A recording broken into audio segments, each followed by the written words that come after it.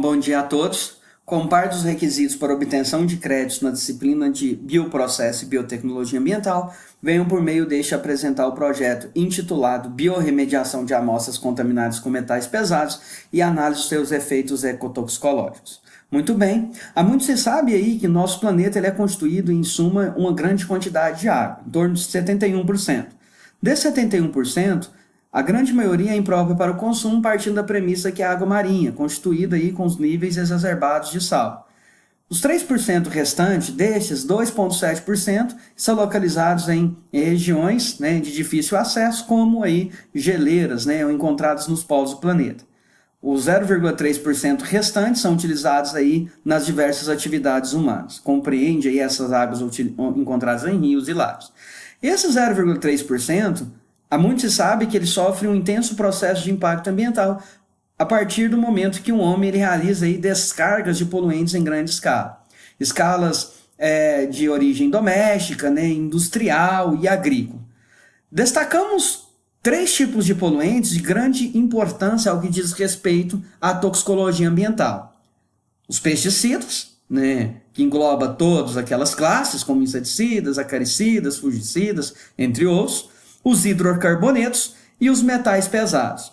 Nesse projeto nós enfocamos aí a contaminação de recursos hídricos por metais pesados, haja visto que ele tem um grande interesse na parte de toxicologia ambiental, uma vez que os organismos expostos, inclusive o homem, estão susceptíveis a desenvolver, dependendo da dose e tempo de exposição, a lesões hepáticas, hipertensão arterial, lesões pulmonares, eventos associados à neurotoxicidade e instabilidade genética. Aqui nós destacamos, por exemplo, efeitos genotóxicos, mutagênicos, recombinogênicos, teratogênicos, e caso haja aí uma agressividade maior e a ausência ou ineficácia do mecanismo de reparo, eventos carcinogênicos. E claro, dependendo dessa dose e tempo de concentração, nós vamos ter aí um efeito deletério nas populações expostas. Muito bem. Partindo desta premissa, o homem ele passa então a utilizar formas tecnológicas no intuito de desintoxicar o meio ambiente. A biotecnologia, então, ela passa a utilizar uma tecnologia chamada biorremediação, que nada mais é que a utilização de organismos vivos e os processos metabólicos desses organismos na redução desses poluentes no meio ambiente. Então, bactérias, fungos e algas já foram muito bem descritas quanto a essa eficiência no processo de redução de poluentes ambientais. Destacamos nesse trabalho, e é alvo de utilização, a Pseudomonas aeruginosa, uma bactéria gram-negativa que também é utilizada com grande eficiência, segundo alguns autores, em processo de biorremediação de metais pesados. Bom, a cidade de Monte Carmelo, situada aí no sudeste de Minas Gerais, na região Alto Paranaíba, ela comporta em torno de 45.772 habitantes. Essa cidade, então, ela tem como atividade econômica atividades ceramistas e agricultura, principalmente ao que diz respeito ao plantio do café. Nessa cidade tem um córrego chamado Córrego Mumbuca, na qual ele é alvo de poluentes tanto de origem doméstica, tanto de origem industrial. E nós temos também na periferia da cidade a possibilidade de descargas de efluentes, provenientes aí da atividade da agricultura, como fertilizantes, como pesticidas, que podem ser levados pelo enxurrado. Bom, nós vamos dar um enfoque aqui nessa parte de atividade ceramista, partindo da premissa aí que em 2010 havia 22 cerâmicas abertas e agora em 2017, devido à deficiência de matéria-prima, a argila para os produtos cerâmicos, nós temos apenas 9 dessas indústrias abertas. Mesmo tendo uma redução muito grande de 2010 para 2017, nós temos 3 trabalhos na literatura que mostram claramente a presença de metais pesados em amostras coletadas do córrego Mumbuca. Então, nós vamos aí objetivar o trabalho, avaliando aí a eficiência da Pseudomonas aeruginosa em processo de biorremediação em condições realísticas, ou seja, em amostras retiradas desse córrego Mumbuca que nós já sabemos que está poluído por metais pesados, principalmente devido à atividade ceramistas, né? Só que existe um detalhe a ser tomado em consideração ao que diz respeito ao processo de biorremediação. Nós sabemos muito bem que o intuito de atividades metabólicas no organismo de complexo de desintoxicação é deixar o composto menos tóxico, principalmente aí adicionando grupamentos polares para ser facilmente excretado pelo organismo. No entanto, é bem sabido na literatura que processos metabólicos podem ativar também, ou seja, gerar metabólitos que sejam mais tóxicos do que aqueles que pretendiam eliminar.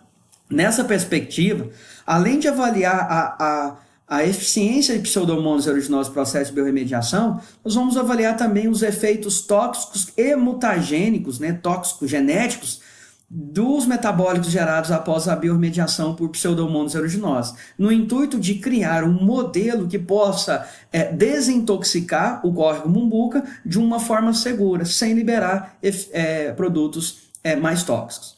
Então aqui nós definimos os pontos de coleta a partir do trabalho de Moraes e colaboradores publicado na Chemosphere em 2016.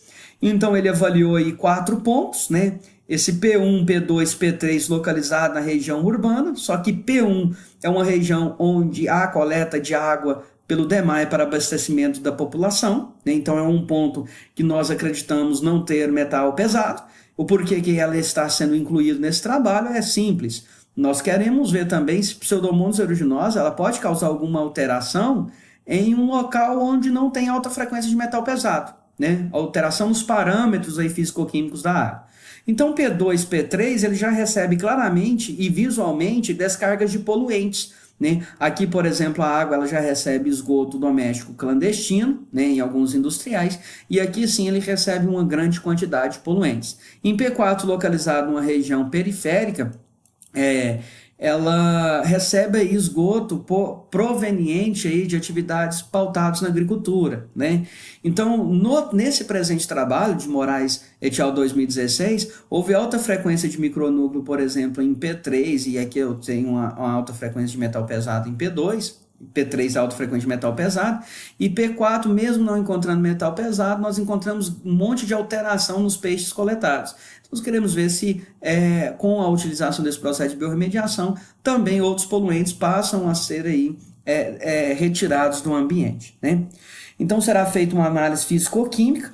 Essa análise físico-química ela vai procurar avaliar os principais parâmetros de qualidade ambiental, como demanda bioquímica de oxigênio, oxigênio dissolvido, nitrito, nitrato, fosfato, frequência de metais pesados, né? E essa análise físico-química ela será feita por meio de espectrometria de absorção atômica.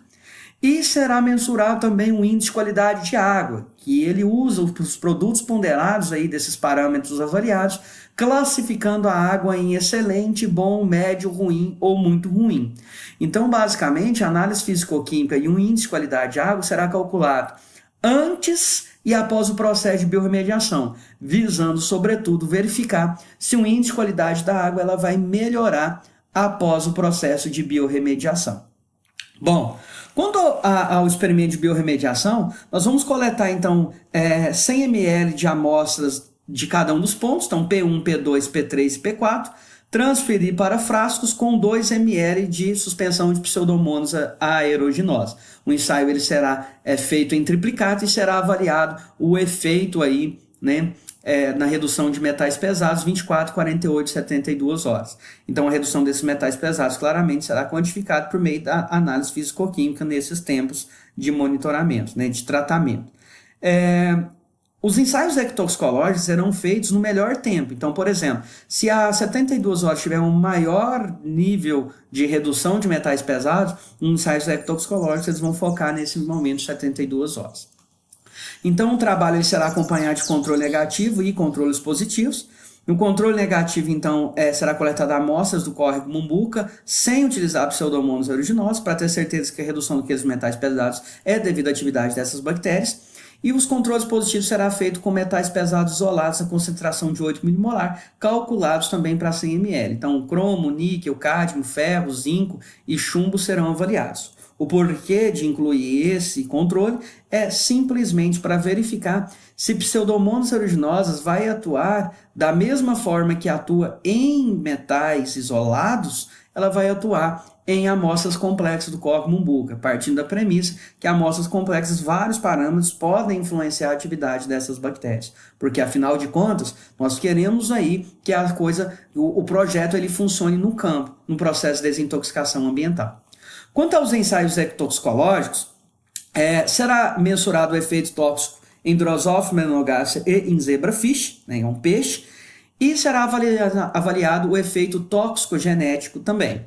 Então, os efeitos mutagênicos em Drosophila será feito pelo teste para detecção de mutação e recombinação somática em Drosophila melanogaster, que é o teste SMART, um teste que ele foi descrito aí, desenvolvido por Graf e Virgler em 1984 e aprimorado por Graf e Van Schaik em 1992. Então, basicamente, o teste ele vai basear na análise de fenótipo de pelos mutantes nas asas da mosca. Então, o teste ele faz uso de 3 linhagens, linhagem que nós chamamos de Multipling-Hair, linhagem Flare e linhagem ORR. A descrição dessa linhagem, elas começam agora. Linhagem Multipling-Hair, ela é mantida em homozigose recessiva para o marcador MWH, localizado na região mais distal do centrômero. Quando expressa em homozigose recessiva, como ilustrado aqui nesses cromossomos, nessa figura, nós vamos observar fenótipo de pelos múltiplos. Então, em cada uma dessas células vai emergir um monte de pelos, o que difere do fenótipo selvagem, onde a gente vê um único pelo emergindo em cada célula. A linhagem Flare ela é mantida em hemizigose pela presença do balanceador cromossômico TM3-PDS em uma região mais próxima do centrômero quando comparada ao locus Multipling-Hair. Quando em homozigose recessiva para uma única célula, nós vamos observar um tipo de pelo, né, chamado flare, que ele se assemelha a uma chama de vela ou espinho de roseira. E nós vamos ter a linhagem ORR, que ela apresenta o mesmo marcador, Flare TM3, da linhagem Flare, só que aliado a isso nós temos no cromossomo 1 e 2 níveis constitutivos de enzimas do complexo citocromo P450, enzimas que estão diretamente associados à metabolização de xenobióticos. Nesse sentido, 2 cruzamentos serão feitos, cruzamento padrão, feito entre machos Multipling-Hair e fêmeas Flare, e cruzamento HB, que é o cruzamento de alta bioativação metabólica, feito em linhagens Multipling-Hair e fêmeas virgens da linhagem ORR. A progênie gerada desse cruzamento permite detectar se as amostras do córrego Mumbuca avaliado apresentam um efeito mutagênico e o cruzamento HB permite avaliar se após metabolização do complexo citocromo P450 as amostras passam a atuar como um promutágio, tá? Bom, aqui é a base do teste. Nós cruzamos aí machos Multipling-Hair e fêmeas Flare, né? De acordo com a segregação aí, independente proposta por Gregor Mendel, 2 proles serão geradas. Uma prole nós chamamos de MH, que é a transheterozigoto marcado, onde nós temos a heterozigose para o marcador Flare e a heterozigose para o marcador Multipling-Hair, e nós temos aí a prole heterozigoto balanceada, onde nós temos aí apenas a heterozigose para o marcador Multipling-Hair, haja vista que aqui nós temos a manutenção via balanceador cromossômico.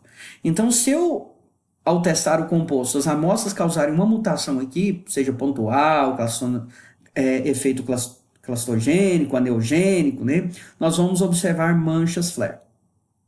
Se acontecer uma mutação aqui, por qualquer um desses eventos mutagênicos descritos, nós vamos observar manchas do tipo Multipling-Hair. Se for nos dois, manchas gêmeas, manchas Multipling-Hair e manchas Flare, né? Então, esse teste permite quantificar eventos mutagênicos e recombinogênicos, essa prole, na verdade, e essa prole é apenas efeitos mutagênicos. No teste SMART só é analisada a prole MH no primeiro momento e a BH só é analisado caso haja efeito mutagênico diagnosticado nessa, porque a análise das duas permite quantificar a contribuição nos fenótipos mutantes de eventos mutagênicos e recombinogênicos. Então, aqui é só para você ver uma mancha mutante do tipo Multipling-Hair. Então, os pelos múltiplos, o que difere aqui na periferia dos pelos selvagens. Aqui nós temos uma mancha Flare. Então, pelos que se assemelham aí a espinho de roseira, o que difere mais uma vez do fenótipo selvagem. E aqui nós temos manchas gêmeas, na qual ela é caracterizada por tanto pelos multiplying hair, tanto pelos flare, que difere também da zona periférica aí da imagem de microscopia. Continuamos então a metodologia mais 5 minutos no próximo vídeo.